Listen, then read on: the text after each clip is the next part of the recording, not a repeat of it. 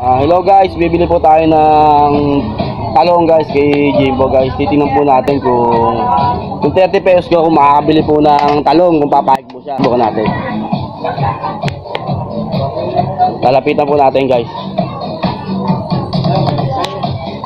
Ito po yung magugulay si Jimbo guys. Yan po yung mga gulay na yan, ito yung umikot sa buong Merville pagka nagtitinda, nakakarton po siya. Ano, kapag bibili mo ba ako ng ano, yung pera ko 30 lang eh. Kaya bang makabili ng talong? Oo, kaya.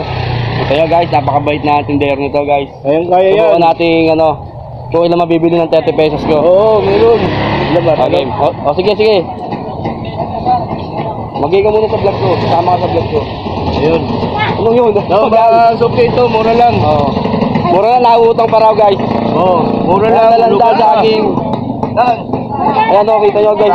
30 pesos lang, nakabili po ako sa kanya ng talong. Hindi, oh, yan, marami. Marami, pero parang dalawa lang. Hindi, joke lang po. Oo, ganda. Ano, 30 ka lang. Magpalang wala, Jimbo, sa ano, kasama ka sa vlog ko ha. Oo, sige. Sige. Saka pupunta ngayon yan. Ay, ikot-ikot, lahat ng sinita. Lahat ng kinita, lahat ng sulok, papasukin mo. Oo, pasukin ko. Sige, bago ako magpaalam. Oo, kiss mo lang. Kilala ko mo. Oh guys, sige po, tutuloy na raw po siya. Ito po guys, nakabili na po ako ng talong kay Jimbo sa halagang 30 pesos guys. Sinubukan natin bumili pero di naman tayo napahiya kasi mabait po si Jimbo guys. Ito po yung nabili po nating talong. Yan po. Bali, 7 paraso po siya guys. Sa katulad natin mahirap nakakaunawa po siya guys. Kaya po tayo sa ginawa niya.